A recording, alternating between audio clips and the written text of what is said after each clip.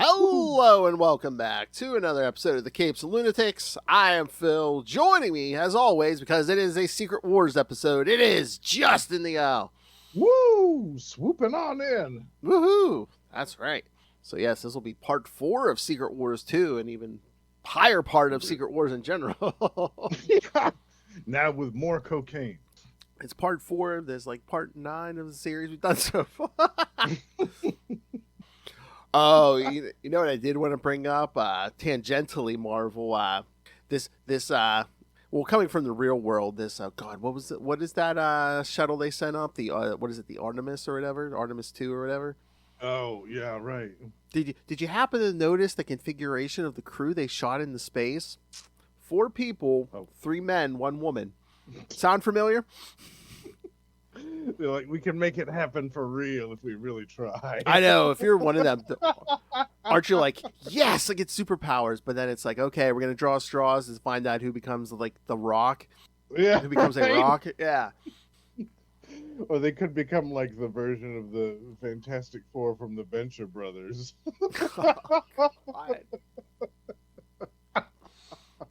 Yeah, there's plenty of ways that could go horribly wrong. Yeah. Come Hank Henshaw. Oh. Yeah, exactly. Oh my God! But I saw a post on one of the social medias.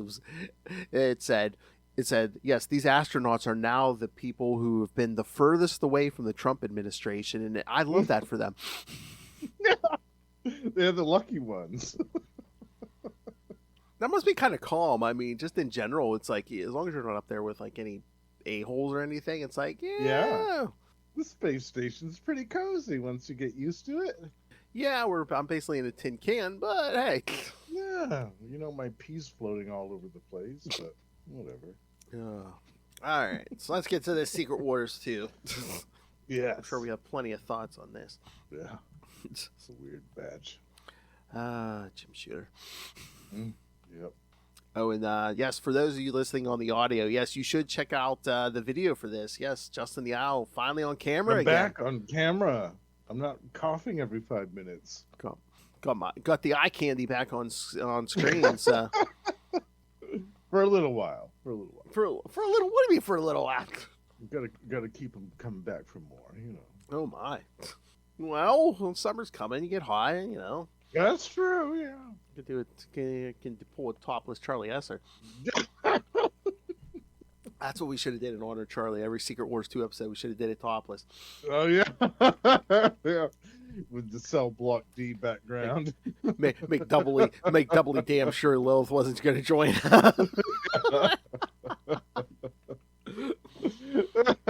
She saves that for the OnlyFans kids. That's right. You got to pay for that. Oh my. All right. So. There we go. Yeah. Start with Secret Wars 2 number 4. All right. You have to hold on a second. I thought I had the iPad started up, and I do not. Nope. But yes, all this Jim Shooter craziness for 75 cents. Yeah. Can you imagine? I think the Beyonder's greatest power, that jumpsuit that keeps changing colors. Yeah. On the cover, it's blue, but in the comic book, it's green.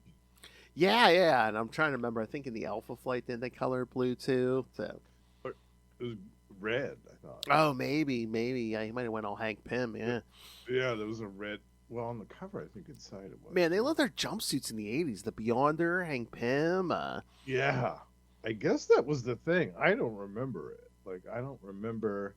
Like when we look at all the '90s stuff, and there's all those dudes with the 5-foot-long ponytails. Like, I don't ever remember seeing that in the. I don't ever remember seeing a dude with a 5-foot-long ponytail. '90s, it was all huge, long ponytails or huge mullets. Yeah, and I don't remember seeing any of it. Mm-mm. And I live in the south of the north. Like, if any place should I have seen a mullet, it should have been up here. Every once in a while, you'd see like a rat tail or but nothing. Yeah, sure. Yeah, but. Yeah, I never saw those long-ass ponytails anywhere. I'm like, where are they seeing this? Is this like an LA thing or a New York thing or what? Well, is that like an exaggeration? Like, like the women had giant breasts bigger than their head in the comics in the 90s, so the guys had like, ponytails longer than, taller than they were.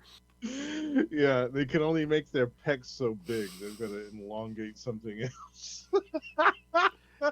It made it look better, yeah, when they were so muscle bound they had no neck, you know. Yeah, all right. I think they were overcompensating too with those Oh poses. my! It was like they were making up for what they were lacking out front. Oh my!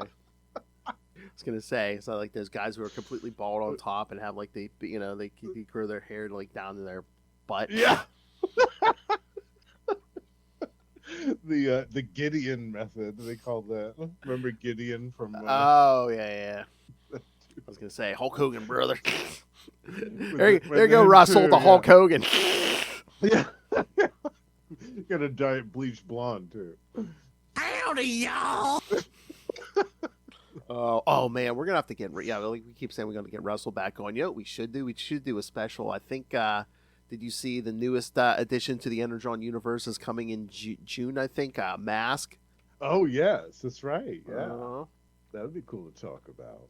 Lots of stuff's been going on. Is it its own series? I think it looked like it might be. I saw an ad for it, so I'm pretty sure they might be getting their own book. I love it. Lots of crap going on. Quintesson's War, all kinds of stuff. All right. So Secret Wars 2, number 4 from October 1985. Love is the Answer. Writer Jim Shooter, penciler Al Milgram, inker Steve Leola and Joseph Rubinstein, colorist Max Shield, letterer Rick Parker and Joe Rosen, and editor Bob Budiansky. Poor Bob. Poor Bob. He was saddled with this. I did know. He's probably like, Jim, do you really want to put that in there? Yes! Yes, damn it. The Beyonder and Sharon Ng share a kiss before he brushes his teeth and says goodbye to her without telling her who he is or anything else about himself. Just abruptly, he's with this woman. Yeah. He gets in his Lamborghini and flies off in it. As he goes along, he sounds like a music video. This I know, yeah. Here I go again on my own. He's with this woman. He slaps on his jumpsuit and then flies off in his Lamborghini. This does sound like a music video from 1985 with a jumpsuit and the jerry curls. Yeah. All you're missing is him looking out the window as he's flying through the sky. Take on me.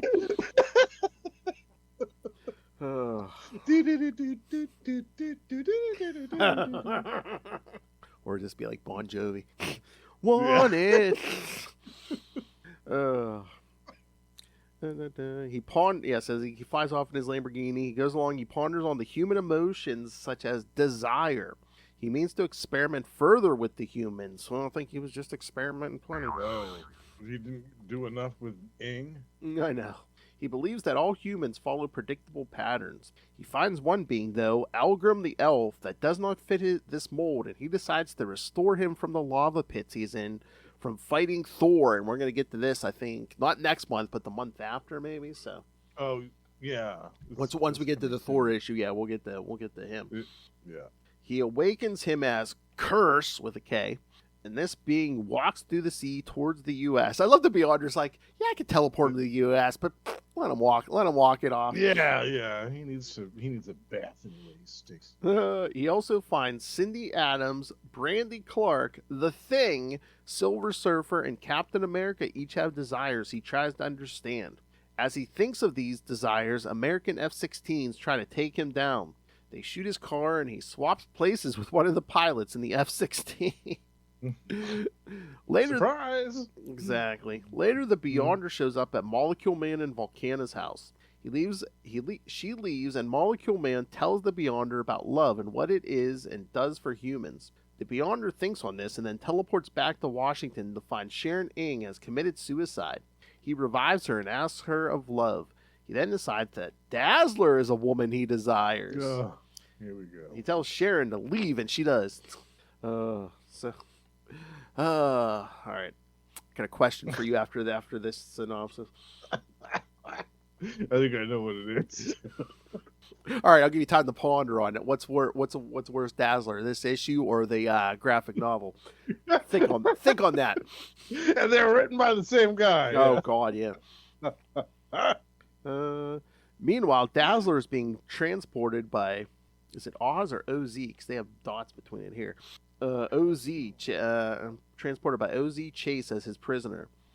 As they are talking, Dazzler is suddenly teleported to a distant place in the solar system. She is scared and strikes out at the Beyonder. He mesmerizes her and tells her about himself. She demands to be put back on Earth, and he teleports her to the Antarctic, then Paris, then a Nepal mountaintop where he kisses her. Dazzler wakes up in a hotel bed and meets the Beyonder for breakfast. He teleports to Canada to get her a gift. There he meets Alpha Flight, who thinks he may be with Omega Flight and tries to subdue him to ask. He fights them off and grabs Shaman's pouch for him. That sounds personal. Oh my. Buy him dinner first. He makes it larger. A talisman is recovered from it for payment for the ring which the Beyonder takes from the pouch. He grabbed his pouch and then offspring came from it. Out of the pouch. Oh, yeah. Oh. Out of the pouch. Boing. What's that Canadian accent? He returns to Dazzler in France and tries to give the ring to her. She refuses and gets back to her band and her life. The Beyonder then teleports her to a concert stage and tells her to sing for her crowd he created for her.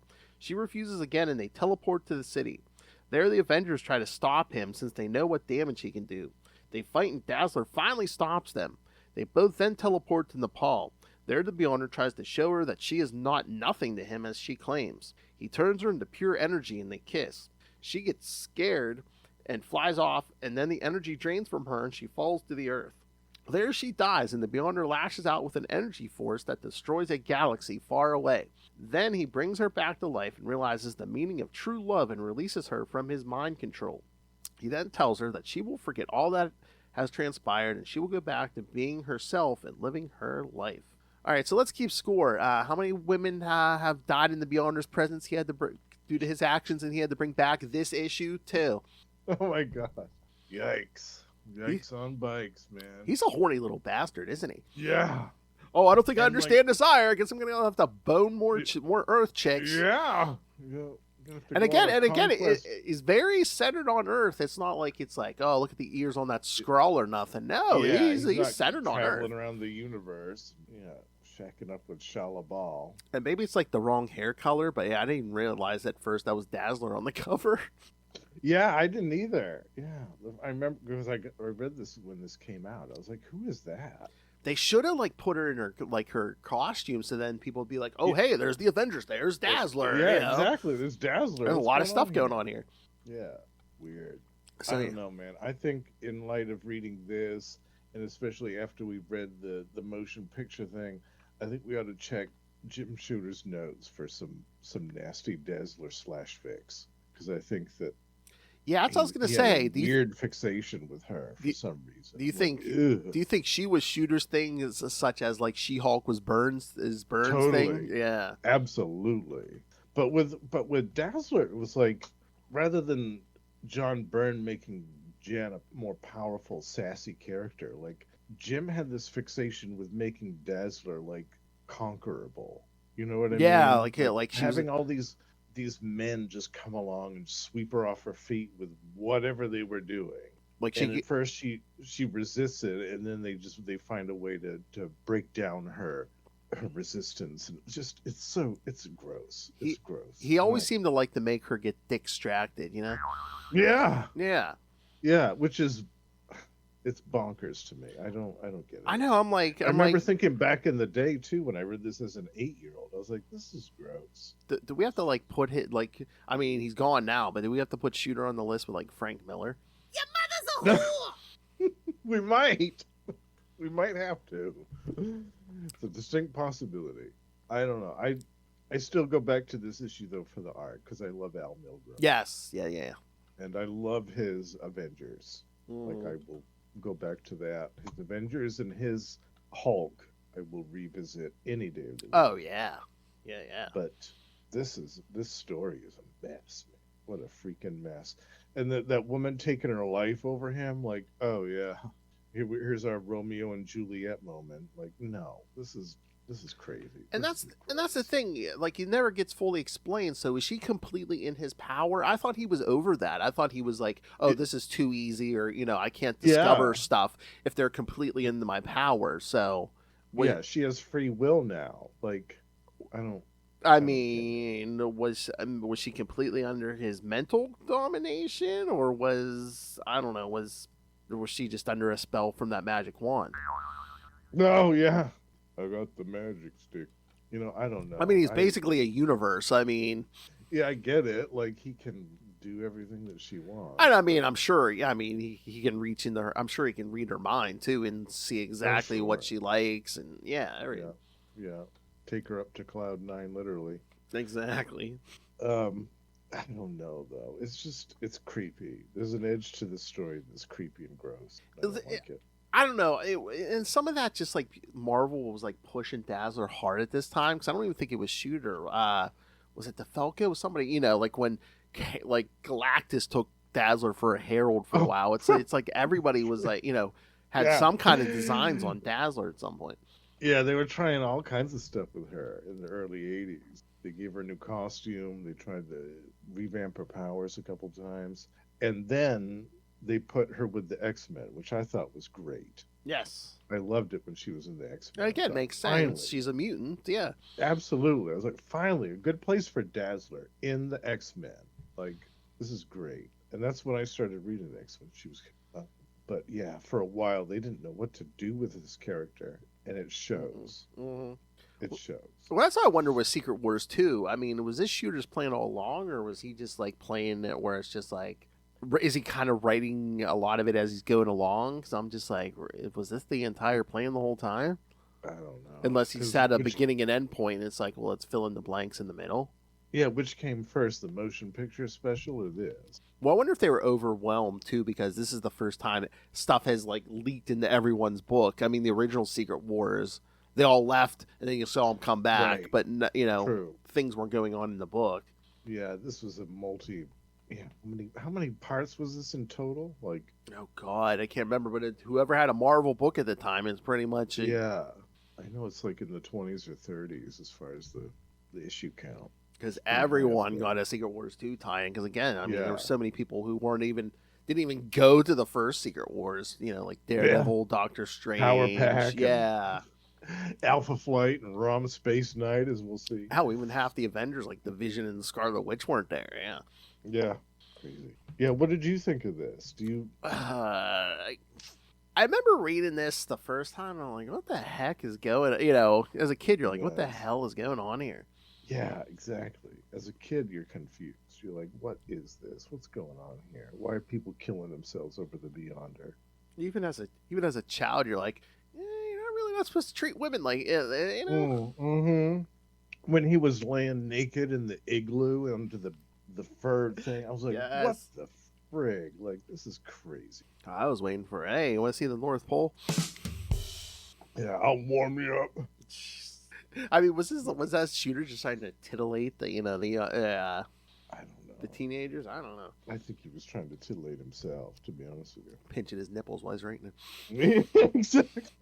It's like that episode of South Park where they're trying to cancel their cable subscription. That's Jim Shooter the whole time he's writing the script, man. I thought you were gonna say, oh, and then he takes her to the mountaintop in Nepal.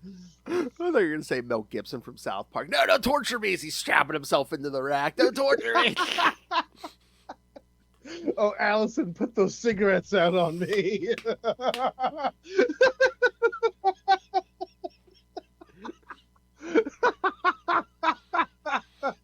Yeah, Bob, smack me in the nuts every time I mention Dazzler with a man. Rest in peace, Jim Shooter. Yeah. Your legacy lives on. All right, speaking of Dazzler, you want to get to her issue? Yes, let's get to that one. Yeah, all right. I actually like this one. Look at that. That's a cool cover. That's a great cover. Oh, boy. Yes, kids, it is the 80s. You'll notice because she does have a headband on. Yeah, well, it's a thing for... All right, so Dazzler number 40. Modern Comics could never. Dazzler number 40 from November 1985, Travelers. Writer Archie Goodwin, penciler Paul Chadwick, inker Jackson Geiss, colorist Petra Scottish, letterer Jim Novak, and editor Michael Carlin. The mysterious man named Dust, who has sent OZ Chase to collect Dazzler, has decided to dispatch some of his agents, the Outriders, superpowered biker punks, to intercept Chase and collect Allison. Chase himself has had his truck stalled on the side of the road since Dazzler was snatched up by the Beyonder. Finding no means of restarting his truck, OZ and Cerebus decide to hike it to the next town. Meanwhile, in a shopping mall in Colorado, the Beyonder has Dazzler suspended over the mall, asking her to put on her best performance here in this very spot. The one from beyond continues to offer his assistance to the mutant singer. However, given her past experience having other people help her career, Allison politely declines and convinces the Beyonder to return her to the roadside where he plucked her away, realizing that OZ is no longer there. She bids the Beyonder farewell and goes looking for the bounty hunter. OZ has since arrived in a small town where he gets the mechanic to go and pick up his truck and then slips into a nearby bar to reflect on his current bounty, which has him troubled. The Outriders interrupt his thoughts by attacking him, demanding that he turn over Dazzler. OZ tries to scare them off with his shotgun. However, it turns out that the Outriders have minor telekinetic powers and use them to knock OZ out of the bar. Cerebus, roused from the attack, simply enters the bar to drink his master's overturned beer, paying no mind to the attackers. Drunken. Booze hound. Literally a booze hound. Yeah.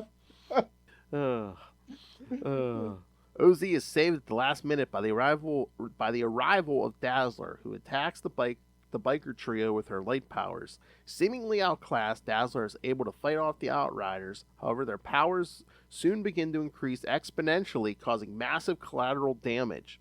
During the fight, the Beyonder reappears, wishing to aid Dazzler in her battle, and decides to become a costume superhero. He has decided that in order to feel good, he must help others, and so fashions himself a costume and puts a limit on his powers so that he can experience limitations and challenge. As the battle rages on, the Outriders' powers increase so much that the trio merge with their motorcycles to become a machine-human hybrid and attack the duo. Reavers. Dazzler soon realizes the escalating battles due to the Beyonder's machinations and decides to no longer take part in it. Her hunch being correct, the Beyonder reverts the Outriders back to normal when he realizes that Dazzler discovered the truth. Realizing that he was only doing this for his own satisfaction, the Beyonder and Dazzler agree to part amicably. However, before they depart, the angry townspeople have rallied to chase the superhumans out of town. When the Beyonder hears the townspeople's complaints about the damage, he uses his powers to restore everything to normal. During the confusion, the Outriders manage to escape. Dazzler and the Beyonder bid each other farewell, and Dazzler agrees to go along with OZ Chase to Arizona to sort out her apparent troubles with the law. And that story continued next issue. Okay. All right, so what you think? I actually loved this. This is my first time reading this. Me too. So little Dazzler. I've only read a handful of Yeah, I've the little I've read. I probably read maybe the first year, maybe the first 10 or 12. So yeah. Yeah, the ones that Tom DeFalco wrote. I think I read most of those. Yeah, but I really enjoyed this. I love the script. I love the artwork. The part with Cerebus going into the bar and drinking the beer that fell over. Like, I laughed out loud. I thought, oh, that's great. I love that. Oh yeah. And it was just a cool story. Like, we see the Beyonder. Like, Archie Goodwin actually found an interesting way to use the Beyonder for this story. Mm-hmm. Like, he came back and he's like, I want to help you, but I don't want to just annihilate these three people. I want to force some limitations upon myself first. Oh, and yeah. then he fashioned that costume for himself and became kind of a biscuit. But yeah, I liked that. I thought, oh, this is cool. Like, I want to see more of this. Yeah. The Secret War stuff. Like, this is what I want to see more of. Yeah. Archie wrote a good story, but I think it helps too that Dazzler was such a big part of issue 4 of Secret Wars too. So yeah. It's like it helped that they built that. Yes. Built that up first, but yeah, this is just superior in so many ways, both in the terms of the pacing of the story and the script and just how it was executed. Like, yeah, I loved this. Yeah, this is great, and this made me want to continue reading Yes. Find out what happens with OZ Chase and Cerebus and all this. Like, yeah, I want to figure out more of this story. Yeah, I'm trying to remember. It's cool. I think we're close to the end of her series here. Yeah, it went up to like 50. Did it even make it to 50? I thought it did. I don't know. Yeah. I'll check. Because I think the original plan was like she was going to be a part of that original X Factor, and then they changed. Oh, that's right. Then they changed plans Yes. and decided to bring Jean Grey back. Yeah, that's right. I remember you told me that. And I loved that idea. Yeah, if they couldn't have Jean Grey, I'd be like, yeah, let's do that. Yeah, so cool. But I think the whole series is on Marvel. 42 issues. No, oh, right. So we're close to the end. So this here, was almost the end. Yeah. For some reason, I thought it went past 50. Yeah, because I don't know what kind of last minute decision it was to bring Jean Grey back. Because at the end of 42's last one, the Beast shows up and she like goes off with the Beast. It reminds me too. I was looking at Dazzler on the app. There's that new 4-issue miniseries that came about last year. Oh, that had a couple of X Factor alumni in it. Strong Guy and I think Jamie Madrox and a couple people. Oh. Did you ever read that? I don't think so. No. We should cover that. Oh yeah. But yeah, again, this is a good issue. You could tell. I think you could tell by now since we've been doing this every month. It's like you could tell who's got a good story, a good handle on this story, and like some of the others, it's just like I got to squeeze this Secret Wars 2 crap in the Yeah, I gotta chop out 2 or 3 pages and put this Beyonder crap in here. Because again, I mean, good for Archie Goodwin. Because again, I mean, she was in the middle of the story. Allison's in the middle of a story, driving in this truck with OZ, and then all of a sudden, I guess the Beyonder just grabs her up. So yeah, that's it. Gonna interrupt my story. Yeah, All right. That was good. This was a good one. All right, you want to get to the next one? Yes. All The right. next one. All right, so we're gonna jump north and go to Alpha Flight. Yeah. Number 28. There we go. Somebody drops in at the end. Yeah. Old Jade Jaws. All right, so Alpha Flight number 28 from November 1985. Crossover. Because as we said, Byrne and Bill Mantlo are going to swap books here in a moment. Yes. After this issue. All right. Of course, as always, writer, penciler, and co-inker John Byrne. The other inker is Keith Williams, colorist Andy Yankus, letterer Rick Parker, and editors Dennis O'Neil and Don Daly. Following the arrival of the Beyonder in the middle of their fight with Alpha Flight at the West Edmonton Mall, the members of Omega Flight flee the scene. Out in the parking lot, they run into former Gamma Flight recruit Madison Jeffries. Jeffries wants to try and bring the Omegans in for attacking Alpha Flight and uses his mutant power over all things metal and mechanical to turn a car into a robot. Delphine Courtney orders the Omegans to attack Jeffries, even though Jeffries warns them against it. His robot defender easily knocks aside Diamond Lil, whom Jeffries rushes to her side. The robot then easily dispatches Wild Child before turning its attention to Courtney. Unable to defend herself due to the fact that she is still affected by the gunk that Shaman covered her in, she grabs one of Flashback's future selves and uses him to shield her from a blow from the robot. It kills Flashback's double and causes Flashback to collapse, realizing that he could die at any time in the future when his past self plucks him out of the future. Madison then reveals to the others that Courtney is really a robot that has been manipulating them by using his powers to cause the robot to violently throw up its mechanical inner workings. With their leader defeated, Omega Flight is left in the care of Rover, while Madison goes to round up the members of Alpha Flight to take the Omegans into custody. Madison walks in just as the Beyonder has finished pulling Talisman out of Shaman's bag, and before North Star can impulsively attack, Heather orders the other members of Alpha Flight to stand down. With his repayment to Alpha Flight done, the Beyonder teleports away to return to his previous location. With Talisman back, she is furious that her father, Shaman, left her trapped in his bag. Yet another promise he failed to deliver, and she strikes him down. When Heather tries to talk sense into the young mystic, she furiously lashes out, teleporting them all back to Alpha Flight's base in Vancouver. The spell works on all the members of the team except for Snowbird, and they surprise Robert Box. Shaman has taken his daughter's words to heart, and he admits that he has manipulated his daughter to follow her destiny and feels nothing but regret. When Box wonders what to do about Omega Flight, Madison Jeffries, also teleported with them to Vancouver, pipes up and explains that he took care of them. As the members of Alpha Flight remember Jeffries as one of the members of Gamma Flight that didn't join up with the Omegans, Heather orders everyone to stand down and take 2 hours to clean up and prepare for a debriefing. And again, this is a John Byrne book, so as Heather takes a bath, she records a log about Alpha Flight's recent mission, and also her concerns about Shaman's current state of mind and wonders how it will affect the team. Again, it's a John Byrne book, so some woman had to get naked in this. As she is getting dressed, the power suddenly goes out. Upset by this, Heather heads to the main lab to see what is going on. To her shock, Robert and Walter have opened a dimensional nexus to try and pull a being with the appropriate body mass for Walter's soul to leave the robotic body of Box and possess a new form. Heather is horrified that they went through a plan like this without consulting her or Shaman, the resident expert on other dimensions. As she is telling them all off about the dangers of what they are doing, Box catches something and begins to reel it in. Something strong. Needing more strength, Robert adds his own strength by bonding with the Box construct to help Walter pull whatever they have captured through the portal. Heather demands that they stop right away. However, with Robert inside the Box armor, Walter's soul is sent down the line to meet the creature.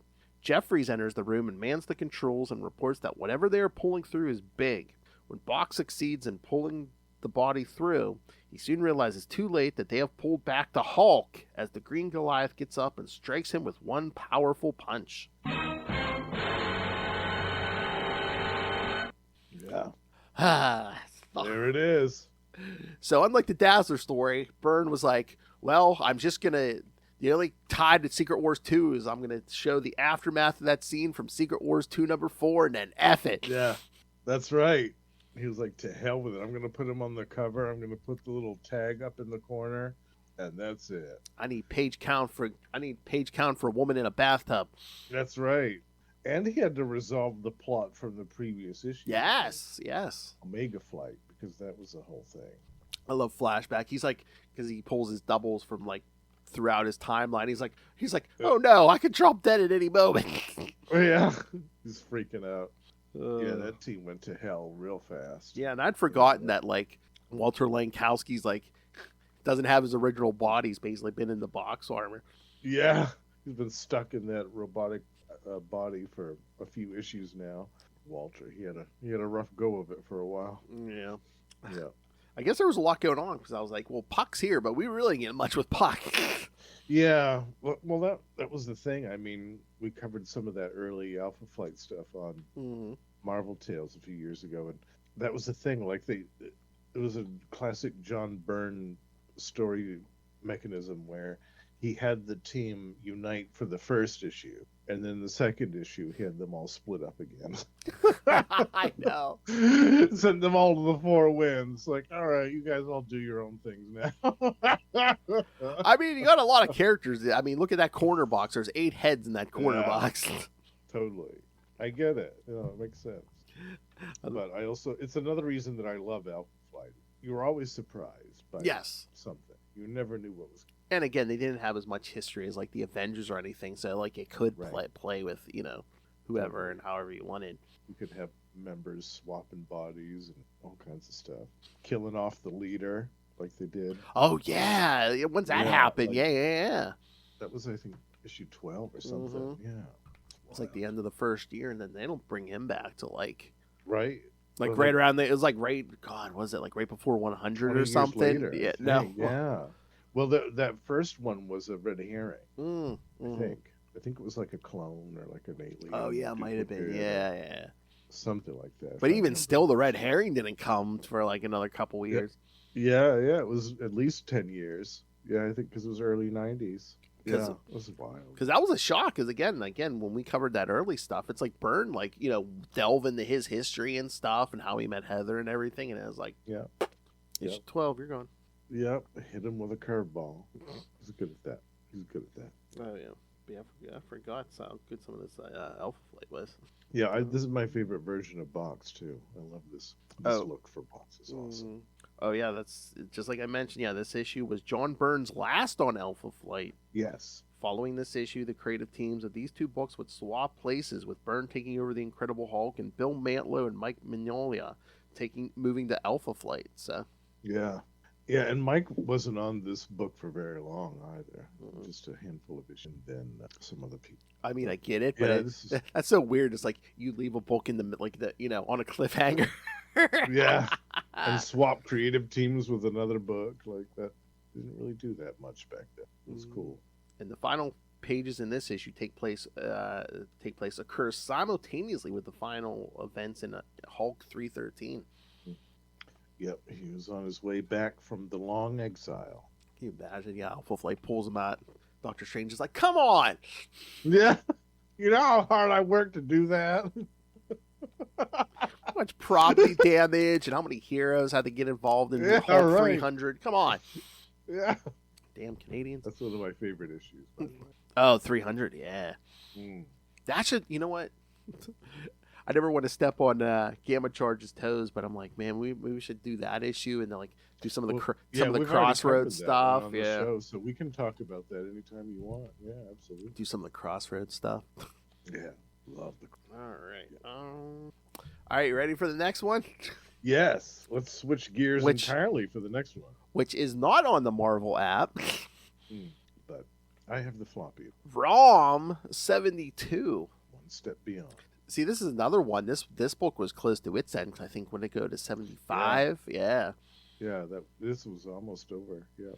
So I wonder if like half the mission of Secret Wars 2 is like trying to get like audience for some of these books, like Dazzler and ROM. Maybe. All right. Awesome. So ROM 72 from November 1985. When You Wish Upon a Star. Oh, speaking of, writer Bill Mantlo. There he is. He was writing a ton of books. Oh yeah. Penciler Steve Ditko. Yes, kids, that's Steve Ditko. That's right. Because I think when he came back to Marvel, he didn't want to draw Spider-Man again. So yeah, they put him on stuff. Yeah. Like this, Machine Man. Did he do Speedball, I think? Speedball. There was some bunch of annuals and backups and weird disparate. Inker Bob Layton, colorist Petra Skodish, letterer Janice Chiang, and editor Mike Carlin. The Beyonder grants Rick Jones, Brandy Clark, and Cindy Adams their wishes. But is what they wish what they really want? Was that the solicitor or whatever? Rick Jones, Brandy Clark, and Cindy Adams are found by the entity known as the Beyonder, who is seeking the meaning of desire. Seeing their thoughts, the incompleteness they feel, he decides to see if they would truly feel complete if they had all of their desires met.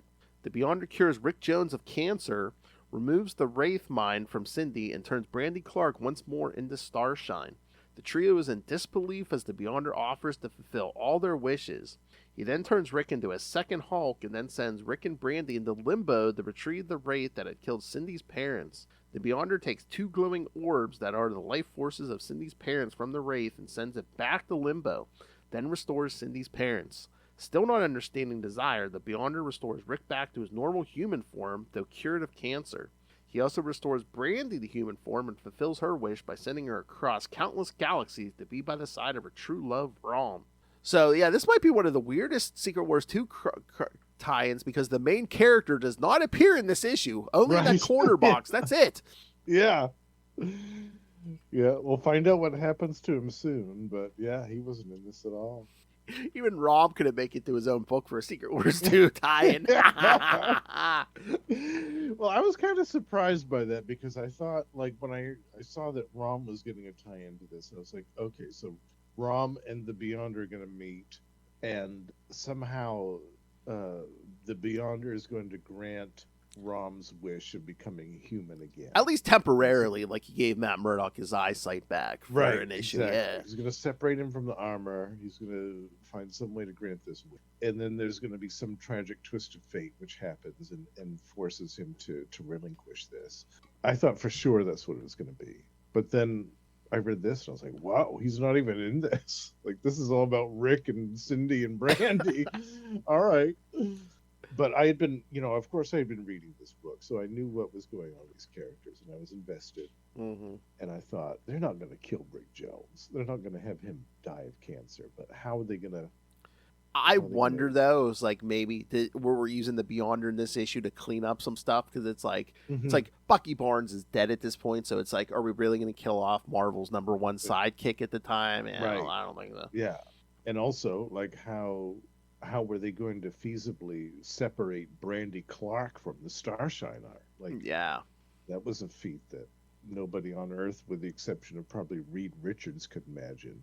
And then Cindy, the Wraith Mark was a thing where basically it was like the Dire Wraiths, the villain in this story, did something to her, like they killed her parents, and they did something to her where her mind was tainted by their sorcerer's magic. yeah, like there was a dead wraith in her mind or something. Yeah. And so I was like, oh, okay, well, that's a cool way to wrap that up too. Mm-hmm. So yeah, I mean, leave it to Bill Mantlo. He knows a good way to wrap up a story like this. Oh yeah. Yeah. I love it's like, yeah, Rick's a second Hulk. I felt like he was a cross between the Hulk and at least like Marvel, because just the suit and stuff, and right, he's got some Marvel accents to the costume. That's what we should. That's what we should do one day. Some old the original Marvel series. There's some stuff in there. Oh man, I would love that. Especially if we started from the beginning with that early Gene Colan stuff. Oh god, yeah. Then he gets bonded with Rick, and there's a whole thing with Thanos and a cosmic cube too. Yes, some great Jim Starlin stuff later on. Oh god, yeah. Nitro. Yeah. Although we did that issue. We did. We covered some of that. We did. But I felt bad for Brandy in this issue because it's like, oh yeah, it's like her family, her man, everyone who was close to her was dead, and then Rom just leaves. Yeah. I'm sorry I brought my award in your backyard. Bye. Yeah, see ya. You're grafted to this alien suit of armor now.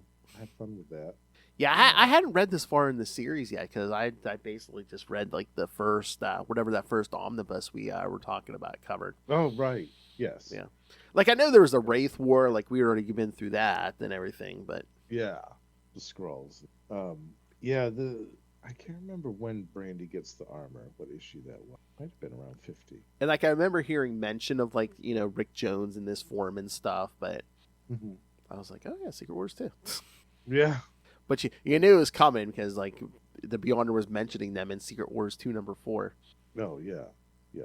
But yeah, again, a good story by Mantlo. But yeah, it seems like we're using the Beyonder to clean some stuff up. Yeah.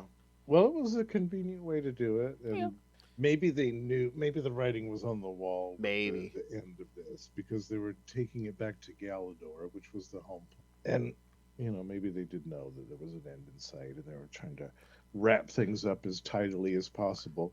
But when you have a character as powerful as the Beyonder who can literally do that, then it kind of makes sense. Yeah, and two, it's like, if we know the series is coming to an end, it's like someone's probably going to pick up Rick Jones at some point for their book, and it's like, well, we won't saddle them with the whole how are we going to cure him of cancer and right. Yeah. All right, you ready for the last one? Yes, Avengers. Yes. All right. The Avengers getting all involved in the Secret Wars too. Yeah. It was their last issue. They were. All right. So, Avengers 261 from, of course, November 1985. Earth and Beyond. Writer the great Roger Stern. Penciler John Buscema. Inker Tom Palmer. Colorist Max Shield. Letterer Jim Novak. And editors Mark Grunwald and Howard Mackey. In the aftermath of their battle against Nebula, the Skrulls come to terms with the fact that they have lost their shape-changing abilities. While discussing how to deal with Sanctuary 2 with the Avengers, Star Fox exercises his right of ownership over his late brother's warship by activating its gravity stabilizers to cause the massive ship to collapse in on itself, causing it to implode, destroying it. Although the Skrull warriors are upset, their commander, General Zedreo, decides not to punish the Avengers for this action, but suggests they make a hasty departure from his ship, promising that the Skrulls will not menace the Earth again. Firelord is quick to question this. However, the Wasp convinces him to leave peacefully as well, pointing out that Zedreo saved him from the moon that he was trapped on during the battle with Nebula. As the Avengers depart aboard Star Fox's ship and travel through subspace to return to Earth, the Avengers spend the time relaxing while Captain America secretly wonders that the Beyonders' arrival on Earth could pose a threat to their homeworld. As they near Earth space, Star Fox informs the team that he is leaving them so he can continue his search for Nebula and learn if her claims of being Thanos' granddaughter are true. Firelord offers to accompany Star Fox, wanting to avenge his native Xandar from Nebula's previous attack. The Avengers agree to this and they bid their comrades farewell before departing back to Earth aboard their Quinjet. As they fly back to New York, Captain Marvel decides to pay her family a visit after spending so much time in space and departs in her energy form, arriving at her parents' New Orleans home where her family had been left to assume the worst about their daughter's fate. The reunion is a happy one, and the Rambo family sits down to have a meal together. Meanwhile, the other Avengers arrive at Avengers Mansion where Jarvis informs them of his encounter with the Beyonder and how he told the powerful being that the Avengers were off-world, allowing the Avengers to figure out how the one from beyond got involved in their battle against Nebula. Captain America decides that finding the Beyonder be their top priority when he is handed a letter by Jarvis from the FAA asking the Avengers to remove their Quinjets from the heart of the city within 30 days. Captain America and the Wasp meet with Mr. Fenton with the FAA to try and appeal the ruling. However, Fenton doesn't budge, as since the Avengers have lost their government clearance, it has been decided that subsonic jets and powerful jet fuel being stored in Manhattan is too dangerous. When Captain America points out that the Avengers need their Quinjets to handle a dangerous menace, Fenton asks who it could be. On cue, the Beyonder appears before them, suggesting that the threat Captain America was speaking of. The Beyonder puts Captain America and the Wasp on a merry chase, but when the two senior Avengers manage to trap him, the Beyonder realizes he was defeated much too easily and teleports away. He appears before the Black Knight and Hercules, who have traveled to Project Pegasus to have them analyze the Beyonder's energy signature so that they may find a means to track them. There he pits his strength against Hercules and easily punches the demigod out of the project facility. He then attempts the sword fight with the Black Knight. However, when the Black Knight is forced to land a fatal stab with his sword, the Beyonder teleports away once again. Shortly, the Avengers all reunite at the mansion and relate their encounters with the Beyonder and how best to deal with him. When the one from beyond reappears before them, Hercules punches him through the ceiling, sending the powerful being into the Quinjet hangar room. The damage causes some of the potent jet fuel to ignite. However, the flames are put out by the automated systems. Hercules is the first to make it up there, but is stopped from fighting the Beyonder further by Captain America, who believes the Beyonder seeks only to talk. When they learn that the Beyonder felt bad after inadvertently allowing Nebula to escape because he did not understand what the Avengers' true goal was, he wanted to make up for it by providing them with a sporting challenge. The Wasp then decides to offer the Beyonder a position as an Avenger in training. This shocks the group, mostly Hercules. However, they realize that there isn't any way they could contain the Beyonder, and that perhaps it's best to guide him on a responsible use of his powers, so that he uses them only for good. The Beyonder likes the offer. However, after he uses his powers to repair the damage done to the mansion, tells the group that he has a whole world to experience and teleports away to experience it. With the Beyonder gone, the Avengers wonder what to do next. With Cap punctuating the hope that the Beyonder remains on the side of good, otherwise the entire world may be threatened with destruction. Oh. All right, so thoughts? Love this one. Yes. Yeah, I was surprised by the Wasp offering Avengers in training membership to the Beyonder, but it does make sense. Like when you have a character that's that immensely powerful, you kind of want to keep an eye on them and make sure that somebody like Doctor Doom, let's say, doesn't try to get their hands on them, or somebody like that.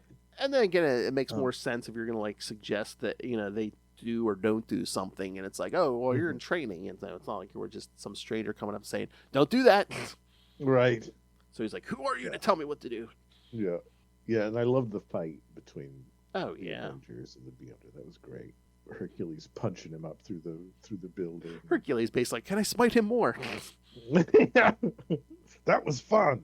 And John And of course, I love this lineup for the Avengers. You've got Captain America, you've got the Black Knight and Hercules, Star Fox, the Wasp, and my favorite, Captain Marvel, Annika Rambeau. Yes. Yeah. Did you see who was on the cover of the next issue after this? Oh, yes. Firelord. No. Oh, Hercules I is thought that was. Hercules is duking it out with someone in the water, someone in a speedo in the That's water. right. Yes, Namor. Yeah, uh. okay. When was Firelord? I thought the Firelord was after this. Oh, I don't know. It's got to be coming up here soon. Because I thought that was another tie-in. I don't know. What, an Avengers issue? Yeah, it might the be, one with but Firelord. but like I remember some of those Fantastic Four issues. They kind of like they'll skip one and then come back to a Secret True, Wars 2 that's true. tie-in. Yes. No, yeah, you're right. But yeah, that Namor one is good. I love John Buscema's art, but especially this panel with when the Oh, Beyonder yeah. shows up on the desk. I think the Beyonder looks so Yeah. cool there. So cool. Even that stupid armor. Yeah, and if but- it were anybody else drawing that armor, I don't think it would look quite as good. No. There are certain people who would mess that up. But yeah, no, it looks good here. I think it looks great. Those giant shoulder pad things. Yeah. Well, it was the 80s after all. I know. Yeah. Oh Well, my- this is fun. This is a great cherished era of me Yes, personally for yes. the Avengers, because this is when I started reading it. Really, Yes. It was around this time. Yeah, I tried. Yeah, Like I what a said, I great tried to lineup. get Will. He was busy, but yeah, he loves this era of the Roger Stern stuff, and yeah. Yeah, at some point we'll get him for, Oh, we gotta do the yeah. Under Siege storyline. We'll do an Avengers story. Yeah, Yeah, Oh, yeah, the that's nice. Masters of Evil. we gotta get the Yeah. Wondercast boys together. Do the siege of the mansion. Yeah. Yeah, classic. Oh yes, that's right. Sanctuary 2 may look like it was destroyed, but it's not destroyed. Surprise. We'll see it later in Spider-Man Team Up number 2 in the 90s, Yeah. where it's revealed that it's secretly been saved by Quasimodo, whose electronic essence has been merged with the computer system enough that he was able to use its holographics program to simulate the destruction while secretly teleporting back to Yes. Earth's solar system. He's like, oh, made you look. That Yeah. wasn't really Sanctuary 2. That's March 1996, so it's a while before it comes back. Yeah. Oh, that's right. Yes, it's a Spider-Man team up from the 90s, so it's Silver Surfer and Ben Riley Ben yes. Riley, baby. Yeah. Yeah. Very cool. We'll have to cover that one. Oh yeah, we can do that. I Yeah. don't remember that story. 'Cause I think Roger Stern, he might have, but yeah. There's a couple from 'cause I think Ben took over with issue 2 because issue 1 I think was still Peter, like towards the end right before he left, and Ben Mhm. took over. We're gonna have to cover that one because it's an X-Men crossover, and it's like Oh, yeah. I think it's like the original X-Men and Psylocke. Yes. So your girl I think- Betsy's in yeah, that I one, remember yeah. that. Absolutely. I would love to cover that one. All right, so anything else? Any thoughts on another month of Secret Wars 2? This was a mixed bag. I actually liked the other issues better than the Secret Wars 2 one. Like all 4 of the other ones I liked immensely more. Well, that's what I said. I don't know if Shooter has everything nailed down, or if he's just flying by the seat of his pants. Yeah, everyone else seems like they He's have a flying by plan. the seat of something. What's hard to The plot? white event. Oh. See, I was gonna say it's hard to plot out a giant event like this with only one free hand.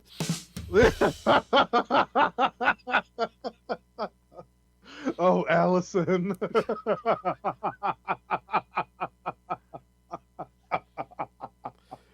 If only we could become energy and dance between the stars. Exactly. We could merge into the same being, Allison. Or at least hover above a mall. Or I could whip up a suit and become a superhero with you. Yeah. Forever. We could sing. We can make beautiful music together. Boy, I guess some writers gotta watch, man. They start falling in love with their creator. Yeah. Some of the characters, Slippery man. slope. Yeah. Just slippery slope. I mean, I get it. If I was writing Namor, I'd have a hard time with it, but Oh, I'm sure you would. yeah. Be a freaking Namor shower scene every issue if you were in Namor. Yeah. He doesn't need to take a shower. He lives in the ocean. I don't care. He's doing it anyway, damn it. He has to wash all that salt water off. No, my. Oh, my. Have to wash something salty off, hey, Justin? All right. I detect the scent of brine. Oh, my. All right, and oh god, oh man, Seacock. I was waiting for one of those. I was like, I might as well hit it. Namor has that effect on you, man. Driving. Crazy. Yeah. Oh, Peter. Oh my God. All right. Anyway, I was trying to remember where we're at because we are recording this ahead of time. All right. Yes. So when you hear this, the next episode you will hear after this will be the next Chichester chat. Oh, Javustus. Yes, we'll be talking Justice number 12 with Mr. Chichester from the new universe because he co-wrote it with Margaret Clark. So Yeah. we will discuss that. Very cool. And then after that, we'll get to another Silver Age. We're going to talk some Barry Allen because guess where the Silver Age started, kids. Right. Yes. And then Yeah. after that, we're going to get to the next Electric Superman episode. We're going to cover that. Yeah. We're going to start some Grant Morrison JLA. Yeah, I'm excited. Then after that, we're going to get the Batman Dark Patterns 4 through 6 with one of Justin's favorite villains. Yeah, I love it. There'll be a twist to it, though. All right. So, yeah. Send us your thoughts on all that. Send us your thoughts on Secret Wars 2. Yeah. And Shooter's love of music, shall we say. Love of something. Superior puss. All right. So send us your thoughts. Email us CapesandLunatics@gmail.com or call the voicemail 614-382-2737. That's 614-38-CAPES. And remember, you can follow us on pretty much all social media. Again, we've got Reddit, TikTok, got it all now. And then buy merch, Capes and Lunatics merch, Lost Library of Legends merch, Podfather Film merch at TeePublic or Spring. And of course, again, you can just rain the money on us through the Cash App link, little favorite method. Yes. And go join the Patreon because, again, you will get at least one exclusive, uncensored episode every month. You get early access to all these regular episodes. Like, again, you could have had this episode a while ago if you were subscribed to the Patreon. And, of course, as I say, all subscribers get to suggest topics for us to talk about. So, this is the only safe, legal way to tell Lilith Hellfire what to do. Shut up, Phil. So go subscribe now. Go subscribe at patreon.com/CapesandLunatics. Fucking crazy. Blonde biscuit with big old guns. All right. Yeah, when me and Lilith were in the store last weekend, we saw a few. They had a Namor figure. It was like long-haired Namor, like 90s Namor. Really? I was like, oh, look at the owl would love this. Oh man, I didn't know that they were doing more. I don't know if it was a new one or if it was an old one, but yeah, it was like long-haired Oh. Namor. I was like, oh. Wow. All right. All right, saying, speaking of Biscuit Hunter, yes, you can catch more Justin the Owl in the Lost Library of Legends. Tell them all about it, Yes. Justin. That's right. You can find some new episodes coming soon. Now that I'm over the plague, I'll be recording them. And the brand new first episode of Luminosity, Yes. the Dr. Light podcast. Good stuff coming there. Go check it out. That's right. Look at her arching that back. And, of course, go to Amazon, pick up Dick Grayson Boy Wonder, help support our friend and co-host Kristen, who is also an educator, and learn you some stuff about Dick Grayson. So, yes, go to Amazon right now, Dick Grayson Boy Wonder. And, of course, follow me all over social media at PodfatherPhil, and go buy the t-shirt. All right. Thank you for joining us for another Secret Wars episode. We'll be back in a month with, we'll be back before that, but the Secret Wars will be back in a month. Yeah. I Keep this forgot crazy train rolling. Forgot to look at the list, but yeah, there's some good stuff coming. All right, for another episode, we have been your Capes, Appleson! Lunatics! So funny when Lilith is here. This was it was the first time she got to see the puppet in person. Yeah, she got it, but she just ordered it for me. Yeah, she's like, it was the first time I got to see the puppet in person. The first time she saw it live and in action. And if you haven't listened to our review of the season premiere of Daredevil Born Again, Yeah, go check it out. Yeah. Me and Lilith sitting here in the same room and eat Arby's and watching Yeah. right here on the screen. Oh, Allison.